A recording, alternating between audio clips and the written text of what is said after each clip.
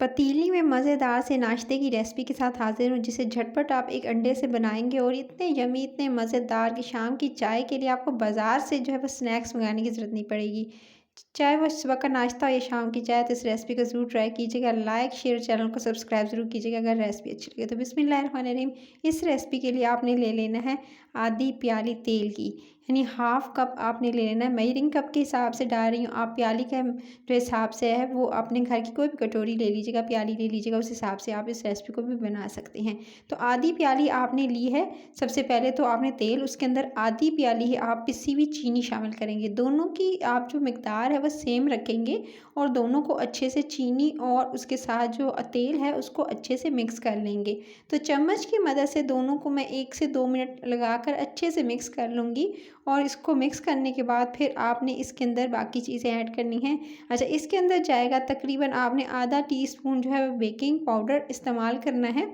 साथ में baking powder के आपने इसके अंदर शामिल करना है आधा टीस्पून से कम, 1 से 2 चुटकी जो है वो बेकिंग सोडा। दोनों चीज़ें शामिल कर दी। अब बारी आती है अंडे की। 1 अदद अंडा लेना है, उसको तोड़ के आपने इसके अंदर शामिल कर देना है। अंडे को और तमाम चीज़ों को बहुत अच्छे से फेंट लेंगे, चाहे तो हैंड विस्कर से फेंट लें या चम्मच से भी आप फेंट सकते हैं। इस रेसिपी का इस्तेमाल जो है, अगर टाइम यानी अगर आप जो है वो बचाना चाहते हैं तो फिर आप बीटर का इस्तेमाल भी कर सकते हैं। तो इस रेसिपी के लिए मैंने तो सिंपल चम्मच से ही इसको मिक्स कर लिया और अच्छे से मिक्स करने के बाद अब बारी आती है इसके अंदर शामिल करना है आपने कॉर्नफ्लावर। अच्छा, इस रेसिपी में मैदे का इस्तेमाल नहीं हो रहा, इस रेसिपी में कॉर्नफ्लावर का इस्तेमाल होगा।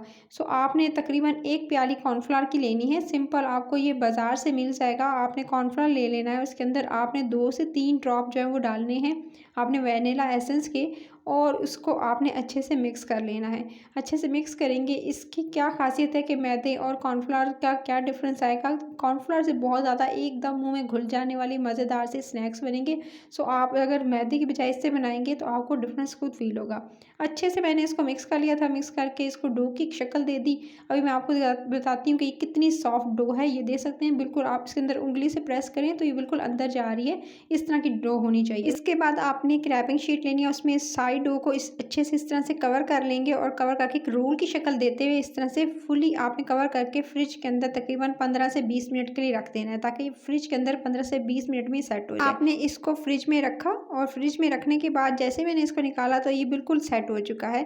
इसकी क्या कह सकते हैं कि एक जगह बिल्कुल एक शेप आ जाएगी, एक फॉर्म आ जाएगी और उसके बाद आप इसे ईजिली जो है वो आप इसे कट कर सकते हैं। इसीलिए इसे फ्रिज में रखना है आपने। जब भी इसको इस तरह से आप जो है बनाएंगे तो आपने रैपिंग शीट में इसको जी कवर करके रख दीजिएगा फ्रिज में। इससे जो है वो आपको ईजिली आप इसे कट कर सकेंगे। बस इसकी रीज़न यही है। उसके बाद आपने इसको निकालना है, उसके बाद इसकी कटिंग स्टार्ट करनी है। अच्छा, इसकी कटिंग करते जाएंगे, सिंपली इस तरह से आपने कट करते जाना है और इतने जो है वो सिंपल बराबर इक्वल क्वांटिटी में आप इसे जो है वो कट करते जाएंगे। इतने इतने पीसीस जो है वो आपने कट करते जाने हैं और इस तरह से आपके सामने ये दे सकते हैं बराबर हिस्सों में मैं इसको जो इस तरह से कट करती जा रही हूँ छुरी की मदद से।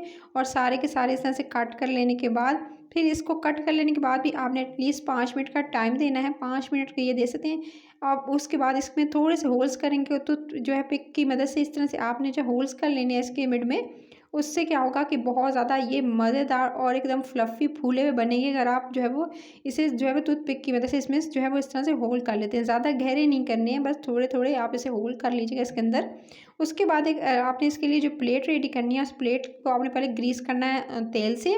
उसके बाद बटर पेपर, पार्चमेंट पेपर लगाना है, दोनों में से कोई एक लगा सकते हैं। उसके बाद आपने जो है वो इसके ऊपर इस तरह से थोड़े से इंच का फासला देकर रखना है, ताकि जब ये फूलें राइज़ हों तो आपस में जुड़े नहीं। अच्छा, अगर आपके पास पार्चमेंट पेपर, बटर पेपर नहीं है तो इसकी जगह जो है वो सिंपल आप प्लेट को ग्रीस करके भी आप इसका इस्तेमाल कर सकते हैं।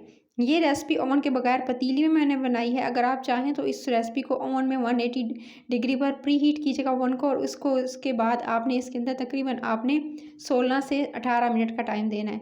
16 से 18 मिनट में आप चेक कर लीजिएगा, या 15 मिनट में भी चेक कर सकती हैं। अगर ना हो तो फिर 2 मिनट एक्स्ट्रा दे दीजिएगा। अच्छा जी गाइस, पतीली की बारी आती है तो आपने पतीली में पहले सबसे पहले स्टैंड रखना है। स्टैंड के ऊपर आपने प्लेट रखनी है, ये जो आपने रेडी किया है। उसके बाद आप जो है इस बात का ध्यान रखिएगा, जो आंच है वो आपने धीमी रखनी है। दरमियानी तक आंच दे सकते हैं, धीमी से दरमियानी तक, और तेज़ आंच पे नहीं करना, नहीं तो कलर आ जाएगा, कुक नहीं होंगे। और तकरीबन 20 मिनट का टाइम देना है। 20 मिनट से पहले भी देख सकते हैं 18-19 मिनट में।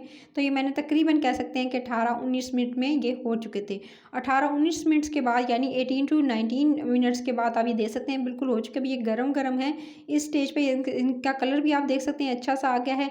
नीचे से कुछ इस तरह का कलर आना चाहिए और इसके अंदर जो है वो आपको इस तरह से होल जो कहते हैं उसकी वजह से आपको इसके अंदर जो जाली नुमा ये देख सकते हैं जो आपको नज़र आ रहे होंगे इस तरह से, ये मार्क्स जो हैं इसकी वजह से ये बहुत ज़्यादा सॉफ्ट बनेंगे और एकदम खस्ता मुँह में घुल जाने वाले।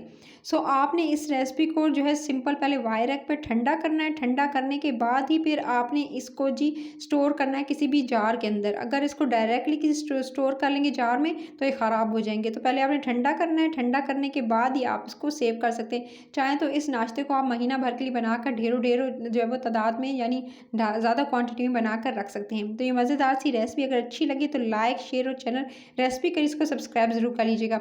ये बहुत यम्मी और बहुत डिलीशियस सी रेसिपी है, आप इसे ज़रूर ट्राई कीजिएगा। कुछ यूनिक सी रेसिपी जो कि रेगुलर आप खा रहे होते हैं मैदे के, तो आप उससे हट के है। सो आप इसे ना सिर्फ सुबह की चाय के साथ एंजॉय कर सकते हैं बल्कि शाम के लिए तो बहुत बेस्ट है, शाम की चाय के साथ तो बहुत ही मज़ा देंगे। सो आपने इस रेसिपी को ट्राई करने के बाद अपना फीडबैक भी देना है, लाल बटन दबा के सब्सक्राइब करना है। मज़े-मज़े की रेसिपीज़ के लिए अपना ख्याल रखना है। Till the next video take